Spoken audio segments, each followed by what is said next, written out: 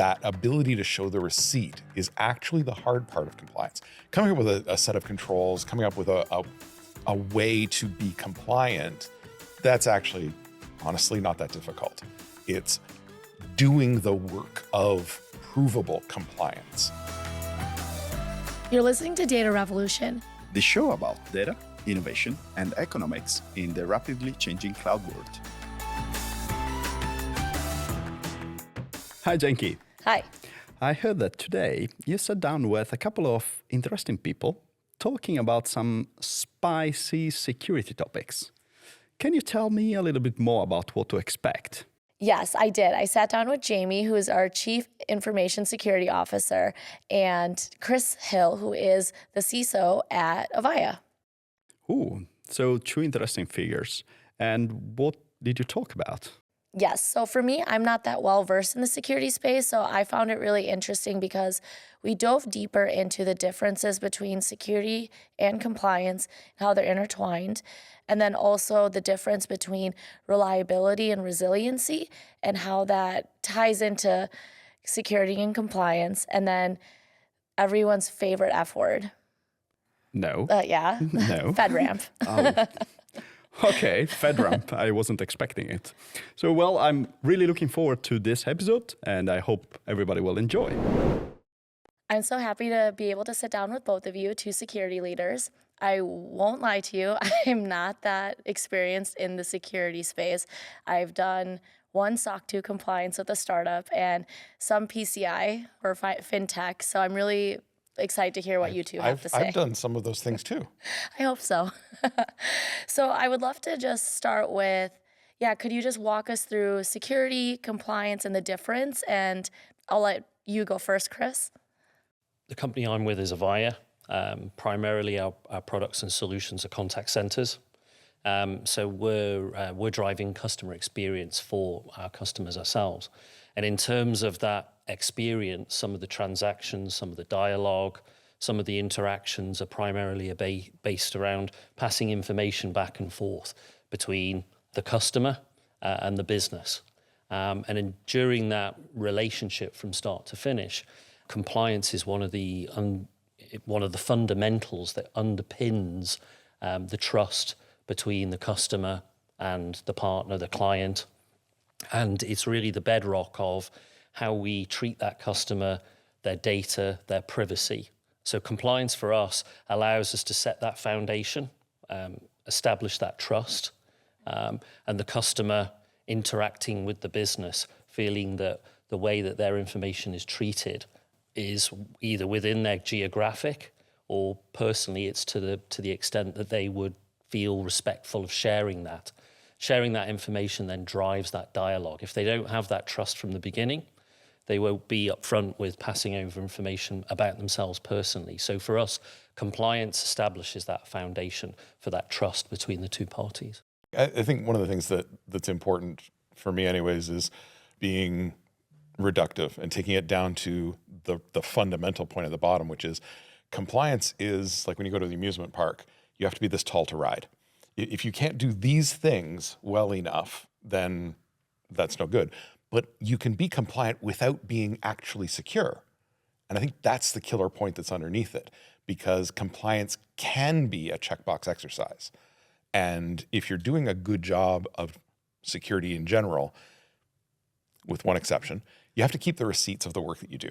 And something that security is often not best at is recording the work that they did.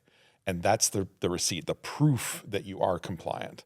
So you can have a incredible secure operation, but if you don't have the proof, you can't ever be made compliant, right?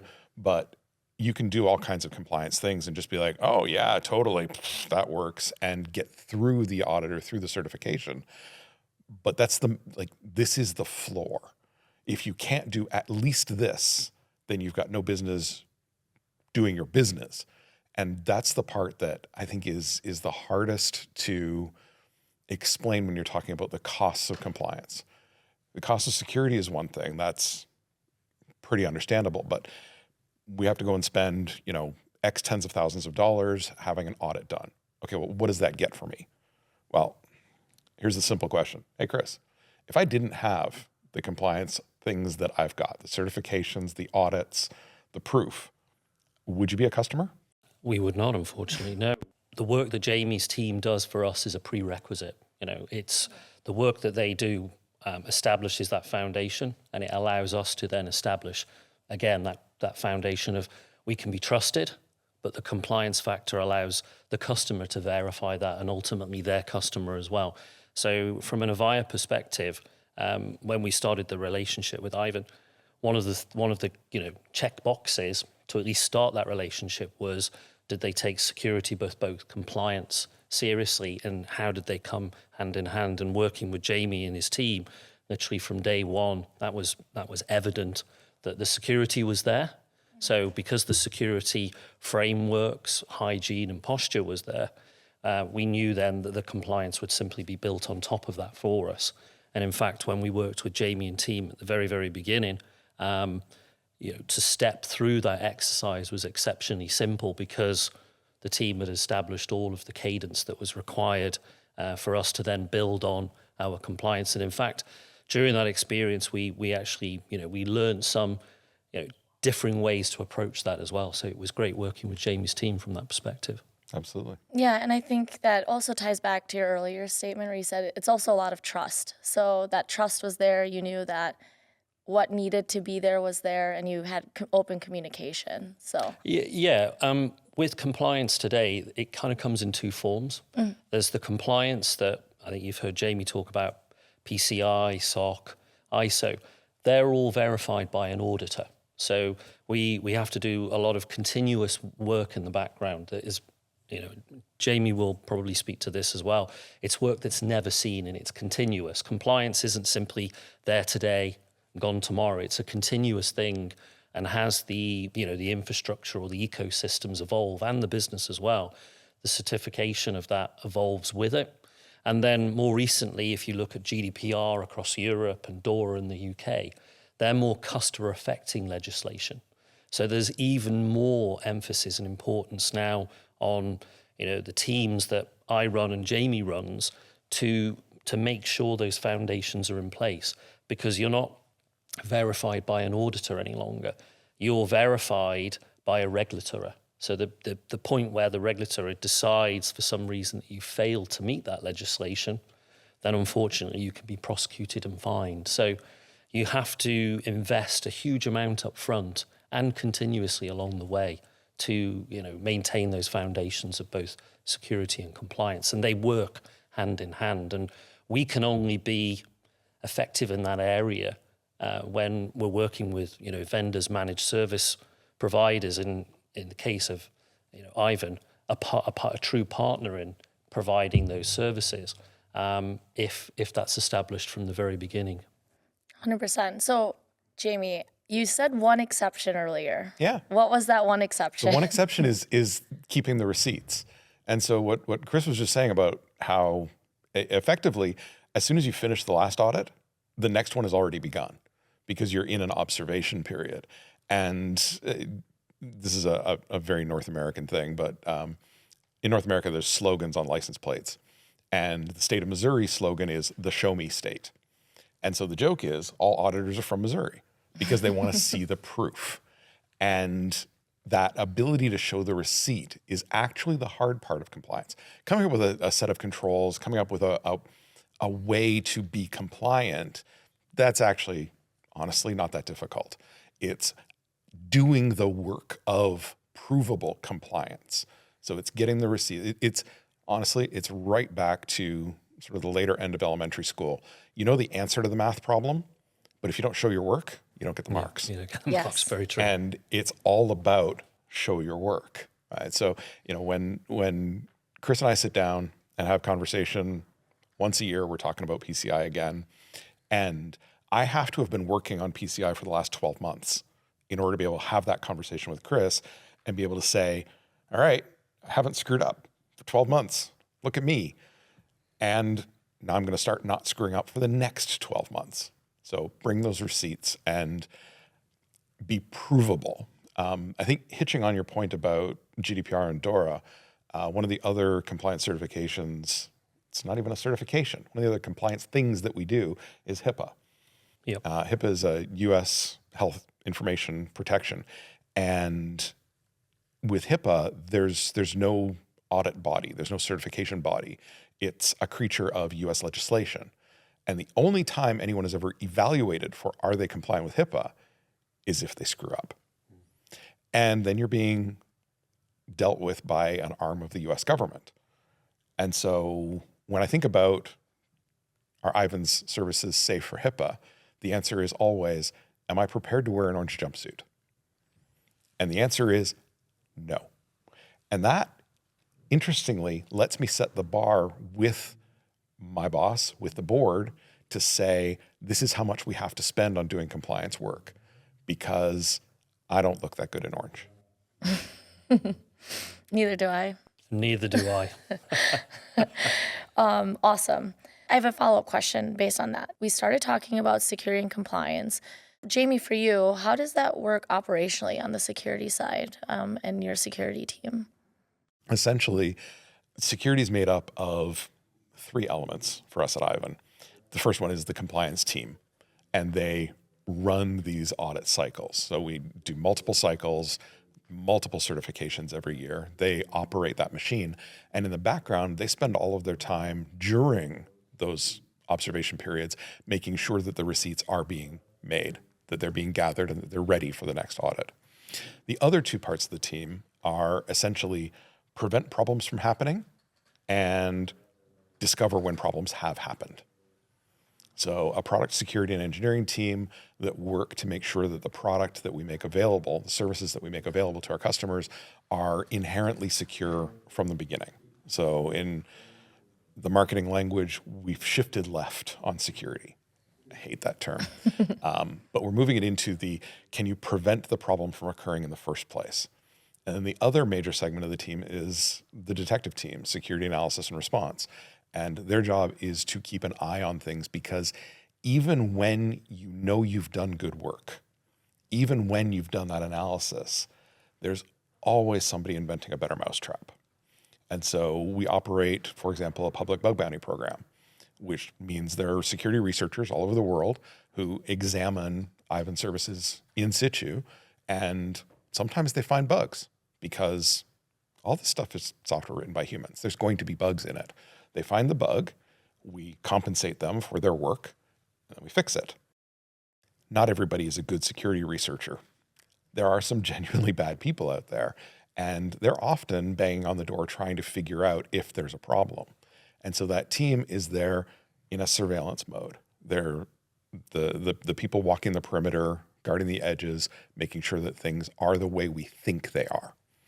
And as we grow and mature as an organization, as we get better at doing the work that we're doing, we're ultimately spending less time on the detection front and more time on the preventative front. And at the same time, we're exercising opportunities to work together. So one of the things that Chris and I have done twice now is, we'll call them near misses, false positives, opportunities to fundamentally exercise what would we do if things had gone horribly, horribly wrong. And that's hard work on the detective team's side to say, okay, we noticed this thing that happened. We want to understand what occurred there. We need to work with the customer team to figure that out. And so we're able to spin up working together on multiple levels, from the compliance team working together, operations teams working together, Chris and I having conversation on the back end to say, okay, here's this situation that's occurring. Let's figure out, is this real? What's the characteristics of it? Do we understand it well enough to say we're good? Or is there something that we have to do right now in order to stop an ongoing issue? Yeah, so worst case scenario, Why are you doing this to me? But I mean, it sounds like you said that a couple times you two have worked together. Yep. You're essentially, hey, this could happen. You're thinking worst case scenario. Professionally pessimistic. Yeah. Yeah, it's kind of, Yeah. it's not so much if, it's when. Yeah. And so to Jamie's point, he mentions there about shift left, this term that's used in the industry. But if you talk more about being proactive, driving a degree of resilience, driving a degree of being able to respond to the situation and having that muscle memory ready within your teams. And I think for us at Avaya, the partnership that we have with Aiven is extremely close in those situations because we've gone through that simulation, and it's the kind of, if this would happen, what would we do? How would we handle it? And from that, the teams then build that degree of maturity. They build that degree of understanding of what both sides is capable of, who owns what in the situation, so that when it does happen, because it potentially will happen, you always just hope that you can kind of reduce the area of impact and reduce the impact, especially onto the business, which is then ultimately onto the customer. And then to Jamie's point earlier on, when you're collecting all those tickets in and all of the evidence of what's happened, there's no blame. There's the takeaway and the retrospective learnings that then allows you to improve and develop. And in the past, it's been exciting to work with Jamie's team to kind of understand what those situations would look like and how we can prepare for them in advance. And a lot of that preparation then goes into help to support a lot of the compliance certification, the work we have to do. Those compliances are evolving, and they're shifting much more to what's called critical infrastructure that is so critical that if it went down, it would have a massive impact on how customers and how individuals would conduct their lives. And so we have to invest a huge amount of effort to making sure that we're ready to mitigate that. But if it happens, how do we reduce it and return back to normality as quickly as possible? This question's for both of you. Mm-hmm. How do you balance that, like your stress levels? Because you have to keep a trail of audits, and then you're also thinking, what's next? I can barely make a... Well, I think for me personally in Avaya, my stress levels are reduced by the fact I have an amazing team. I have a team that have built up a really good, close community internally within the team in terms of collaborating and reacting to situations, but then extending that collaboration community out to the teams around us, which would be IT, and eventually, working with the likes of Jamie and our partnerships with our managed services. So knowing somebody's got your back, and knowing that if you are out having a holiday or time out personally, that you're not the single point of failure. You have that team. What about you, Jamie? It's essentially the same answer. Yeah. Put a little bit of edging on it, though. It is definitely the people, and collecting a good security team is actually a lot harder than you might think. There are a lot of people who do security work. There are not as many who do it well. And so collecting that team is genuine hard work. I think I've done a pretty good job, but what's I think most important is having your organization understand that you have to build for the bad day. You can't build for the good day. And every now and then I want to have a conversation about grasshoppers and ants, but I hear you. It comes down to, can you operate under duress? And we were talking about the point of we've had near incident interactions, and those provide a proof point for compliance. When the compliance people say, well, have you tested what a disaster response or an incident response would look like with one of your customers? The answer is, yeah, actually. Here's all the paperwork for it. I've got the receipt that I did that work. But it's also understanding that this actually happened in the most recent case. I was alerted to it at my 3 a.m. And it happens when you have global teams. But at 3 a.m., are you ready to be able to have a conversation with one of your large customers to say, there's something very bad going on, and I need you to drop everything that you're doing right now. I just became your new priority one. You are my priority one right now. We are going to solve this. If you can handle doing that at 3 a.m., being woken up by a siren out of your pager, then you're ready for it. And when it comes down to the balance, though, I think the balance for me comes from not trying to do it all myself It's not just that I have the team, it's that they've got my back and I don't have to spend all of my time worrying. What I need to do is spend my time figuring out how to plow the road for them so that they can get the good work done. And yes, there's technology and processes and all that other fun stuff, but fundamentally, when it all hits the fan, it's just the people. That's all you've got. Yeah, absolutely. Well, essentially, you can't sprint a marathon. So, well, you could, I guess. You could, but it would hurt a lot. Yeah. Could you walk me through the difference between resiliency and reliability? Because both words are very commonly used. For what it means for the business that I'm involved in comparison to Jamie will be slightly different. So you'll get two different answers, but they'll have kind of the same sort of flavor in. We obviously provide contact centers to our customers. They're relying on having that contact center available 24/7, 365 days of the year. The business that they may be doing or that we primarily support is around healthcare, insurance. So at the point where that customer is reaching out and using our platform to interact with the business, it's probably at a very critical moment. It may be a claim for an insurance, like a car crash or some type of accident. They could be stressed, they could be under duress, they may not have all the information available to them. So what they want is a service that's available to them there and then. They want the service to be available to them during maybe peak periods, peak hours. So resilience for us is that service being available to them at the hours where it's under the most duress. So it could be a calendar year event like Black Friday, and it needs to be resilient to lots of other customers using it at the same time and interacting with it. So we need to be elastically be able to grow to support an increase in traffic, and we need to be kind of resistant to those peaks in demand from our customers. So that would be kind of a view to how we would see resilience.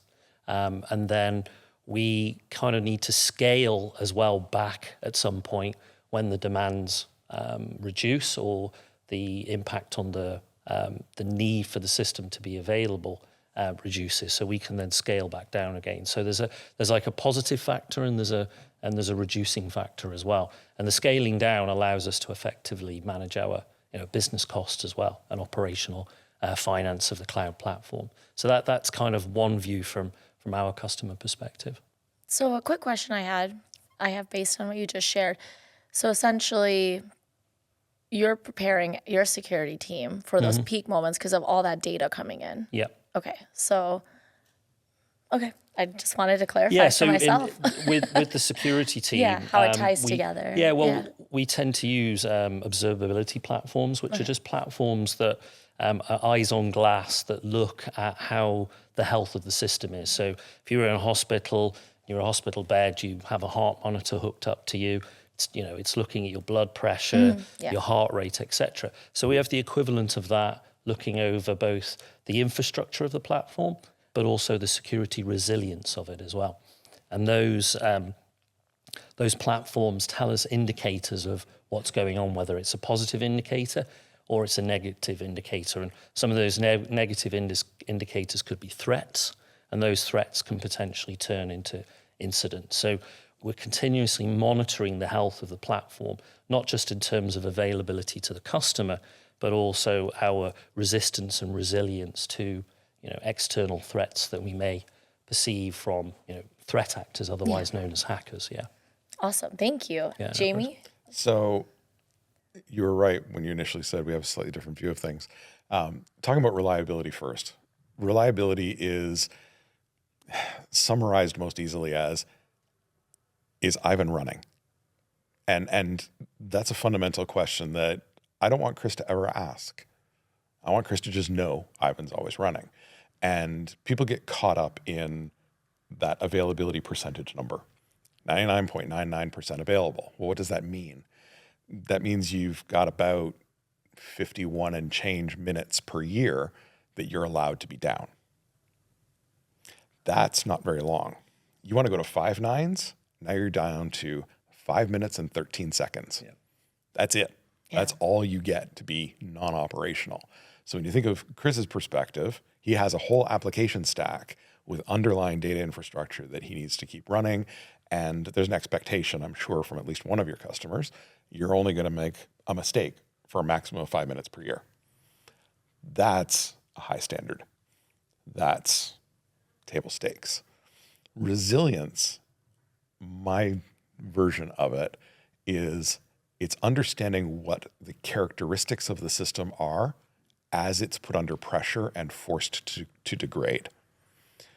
The simplest analogy for this is, I am going to throw you a basketball, and you're not going to quite catch it, but you're not going to quite drop it.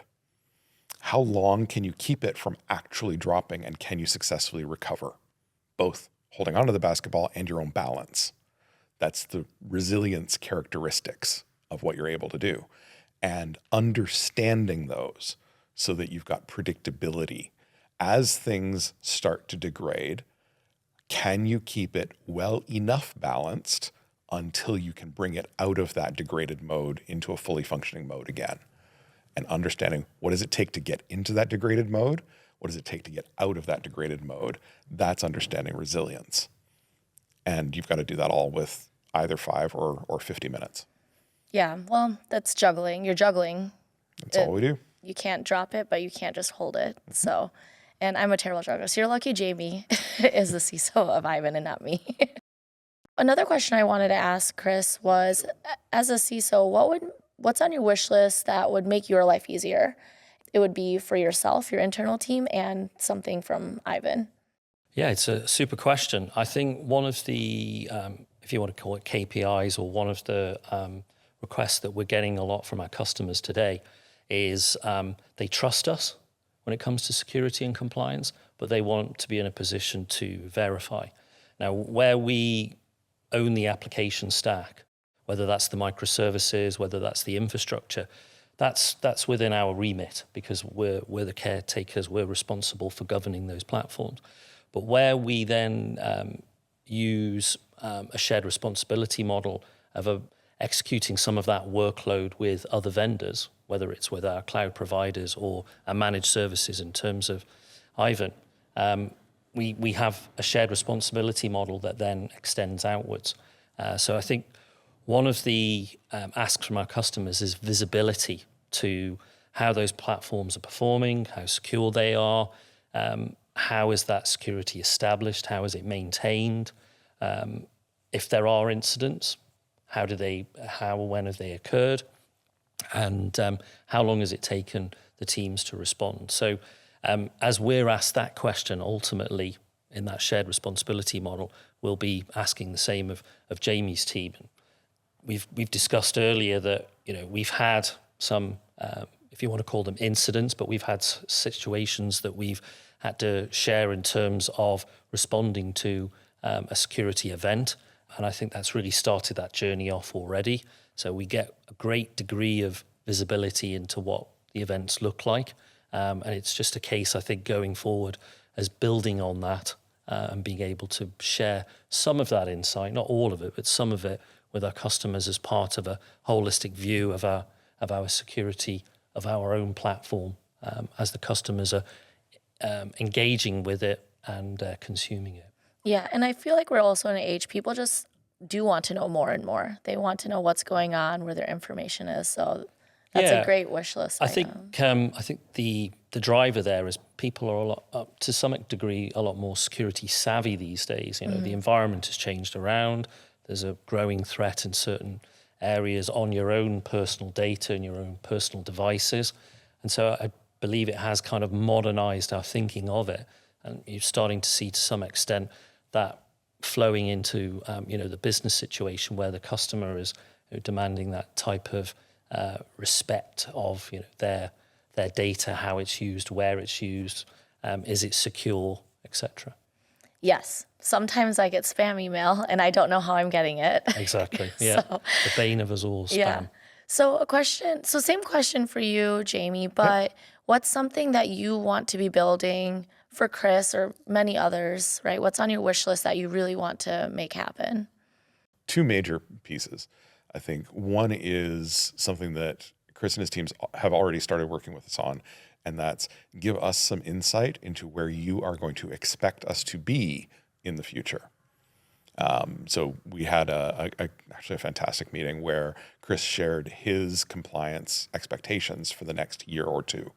And here's the path, the roadmap that he's got so that I can make sure that I'm able to meet him there already. That's part of the value drive for Aiven is where you want to go, we're already there. We're just waiting for you to get there. And once you arrive, hey, we're ready to take care of you. The other one is very practical. It's about that information sharing piece, and it's creating a view of our internal processes that I can share with customers, not just in advance to give them awareness of this is how things work, but in the moment so that we can work together on a common communications path, a common understanding of what's going on. And we had this conversation at one point. It's easier for me to not be cagey and not try to hold back. It's just easier for me to say, here's what's going on. Because Chris understands computers and he understands how all of these things work. And I can just say, this is what's going on. And Chris can be like, oh, good luck with that, buddy. And that creates a more positive, a more high trust relationship where I know that I can say to Chris, dude, I am having a bad day. And Chris can say, yeah, I hear you. And he's going to end up having at least a not great day as a result, but that misery shared is the fodder that we need for the future relationship. That's super important, especially when you do have to work with everyone around you. Like when you're saying for security, it's if you're compliant, that means they have to be compliant, and they have to, like, the other person has to be compliant. Yeah, we get to pass the buck. Yeah. So, but that means you all have to see what everyone's doing and what's the easiest way possible so it works seamlessly. Yeah, and there's this long history in the security industry, the parts of it that I hate anyways, of trying to do security by obscurity. If you just hide things, then you're automatically secure. And that sort of ends up baked into the way that people function in the security industry. And we really need to rip that apart and say, just be upfront about what's actually going on. Tell the whole story. Don't try and make yourself look better, because it's not about the blame. It's not about do you look good or bad. It's about how are we handling the situation and how are we ultimately taking care of the people who rely on us to do good work. Awesome. So I have one final topic, saving the best for last, Fedramp. You had to use the F word. Yes, I had to at one point. Tell me your thoughts on Fedramp and what you're doing first, Jamie, and then I'd love to hear your thoughts on Fedramp, Chris. Sure. So one of the things that we have to deal with structurally with any compliance package is what's the next compliance expectation of our customers. And one that we hear fairly often is, okay, what are you doing about Fedramp? Which is essentially, are you running your security and compliance operation, your operations, in a way that is sufficiently good to please the US government? That's kind of it in a nutshell. The list of what you actually have to do is about 800 items long, and some of them are pretty significant, but it's just taking your day-to-day running operations for your organization as is and adapting them to the rule set for work in the US government sector. Because we operate the compliance environment that we do, we're automatically pretty far down that path, actually. What remains to be done is not a significant amount of sort of structural work. It's, interestingly enough, all about documentation and receipts. It's about making sure that we understand all of the processes, the way they should work, the way they interoperate in that shared responsibility model with both our customers and the US federal government, and bringing that all to a close and then having it audited in detail with a fairly serious assessment to make sure that what we say we do is what we actually do, and we can prove it, and we can prove it again and again. Working through that process in order to add another compliance piece to our page to say, here's one more way that we're able to prove to you that we take your business seriously, that trust matters to us. Well, as you were saying that, I had flashbacks to my engineering physics class in college where, because earlier you said you have to show the math and have the answer. And that was such a hard class. The professor was so strict. And that is literally what I was thinking about when you were giving. That's what we call Tuesday. Yes. Well, I couldn't do that every day. So, and then Chris, I would love to hear from your end. Jamie's well summarized all of the factors you have to put in place, the processes, the people, where the people have to be located in the US. So there's a huge step up of standard of compliance that you would typically put in for, let's say, a PCI or a HIPAA.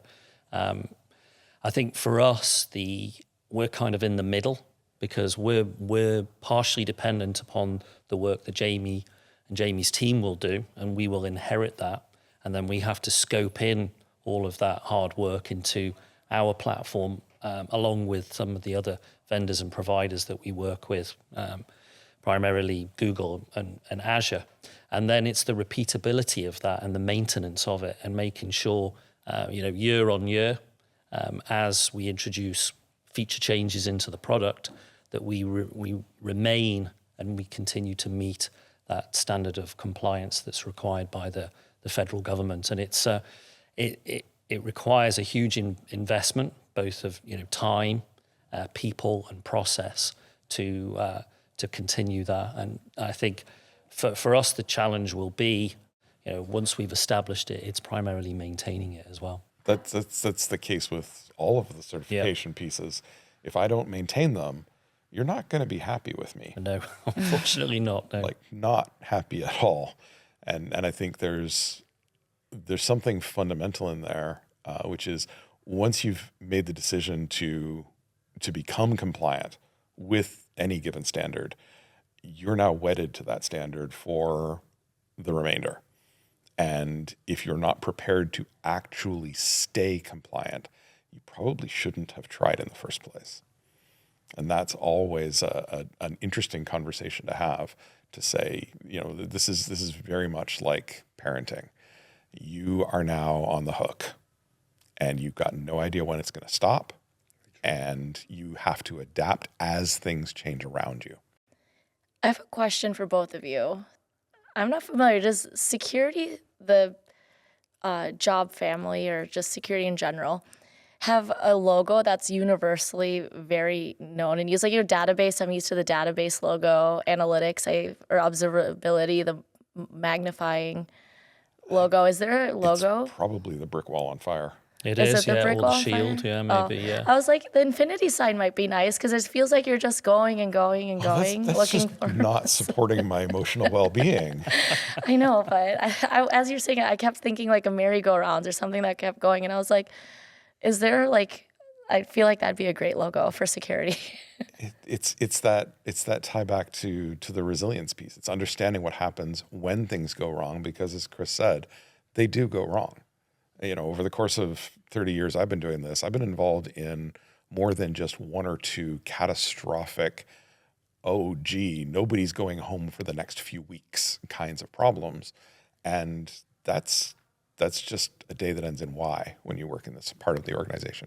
Yes, I have worked at a hyperscaler, and when those big incidents happen and there's alarms and fire emojis and all the chats, I'm like, should I even be at work? I don't know. I'm a little scared. I'm afraid I'm in security's way when I'm at work, when those messages come through. And it's like driving. Be predictable. Do what you do, and we'll work around you. Just don't do unpredictable things. Like not show up to work. Yeah, exactly. That's unpredictable. Awesome. Is there anything you two want to ask or discuss that I haven't touched on yet? I have to be the host for a minute, though. Please, I want to ask please this take question. over. This is such a fundamental question. So, Chris, when you're thinking about audits and that chain of audit that you need to create in order to be able to prove to your customers that you're doing all the right things, one of the pieces that I experience, because I have vendors that provide audits to me as well, and they create that chain. When I get an audit that has an exception versus a clean audit, and exceptions are just something went wrong during the observation period, or worst case scenario, a qualified audit, which says we can't actually be sure that they did what they said they did. How do you react when you get exceptions in audits, or if you've ever experienced a qualified audit? Yeah, so with the exception side, we immediately have to start asking questions. We have to try and understand what those exceptions were for, why they need to be granted.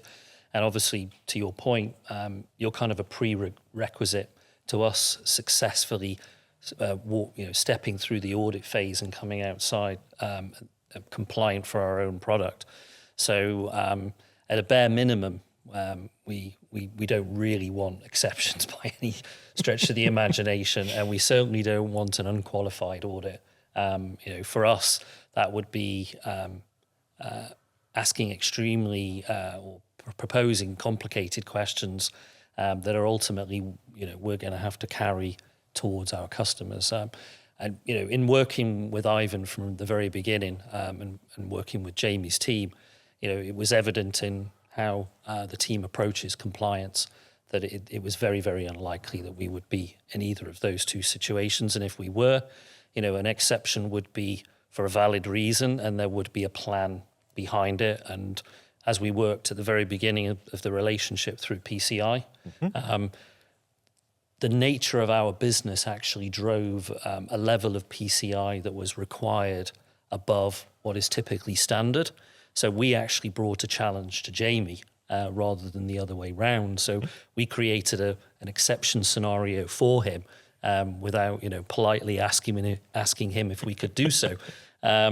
Jamie responded very positively, took the challenge on the chin, and a number of months later, his team, came back and resolved that challenge for us and created a PCI environment today, which supports our business. So just shows to the flexibility that overall, Aiven has been able to provide as a managed service, but Jamie and his team being able to, adopt to the requirements and scope that we have. Yeah. Do you want me to be host again? You can go back to being host. But that was a great question. Thank you for fielding that. And thanks for diving into that additional layer of PCI that you were looking at when you were working together. Oh, sure. So I appreciate the time you've taken so much, and thank you for being here. And I hope we get to chat again soon. But this deep dive in security was awesome. You're welcome. Pleasure. Awesome. Thanks. Yeah, thank you. Thank you. Wow, that was an insightful session. I believe as a person that creates more security problems than the ones that it solves, it was really, really interesting to see how people think about security compliance. Janki, what were the 2 favorite topics for you? Yeah, definitely. So my first favorite topic was actually when Jamie and Chris dove into how they balance everything, because security seems so complicated. And I didn't know it was that complex with all the auditing. I knew you had to do it, but when they said that they're auditing and keeping all these paper trails, for 12 months prior or 12 months ahead, plus they're trying to think worst case scenario and planning for what could happen as partners, I was like, I can barely pick a lunch spot when my husband asked me. So I don't know how they do it. And my second favorite, because you asked me my favorite too. Yep. My second favorite, I would say, is when they talked about building their team, because that ties into how they manage it all. And Jamie made a really great point that great security people are hard to find. And I feel like, not being in that world, but I know nothing is going wrong most of the time. It's something I take for granted, I feel, being in a different department and not really seeing the day-to-day. Yeah, I believe that there is a good point there, that the work of a CISO, of a Chief Information Security Officer, seems a tad stressful job. When Jamie was mentioning the 5 minutes of downtime in 1 year, Yeah. Ouch.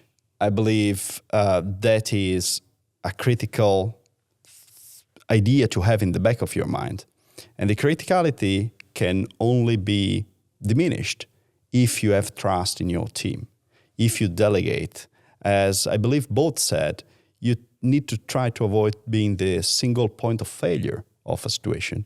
But at the same time, you need to be able to wake up at 3 a.m. in the night and trust your team to bring you the news that you need to perform, to give the bad or the good news to a client. So I believe it talks about a lot of the tooling that you have to put in place, but even more about the humans behind, the teams behind it, the fact that you need to build a team that you can fully trust. Otherwise, your life is miserable. And I believe Jamie and Chris seem like to be quite good people with a healthy balance, a healthy life balance. Definitely. And another thing that I found really interesting was when Jamie and Chris started talking about how compliance can turn into a checkbox exercise. And you really have to have trust in a partner that they're doing the right things when it comes to their security for their platform, for product, etc. And once again, it's something I feel I take for granted. And it's nice to know that there are people that think about it from that perspective and they're doing the right things. It seems to me that we are all connected. We are part of a big puzzle. And if you want to finish your puzzle, you're dependent on other people finishing their part of the puzzle. Security is a lot of work.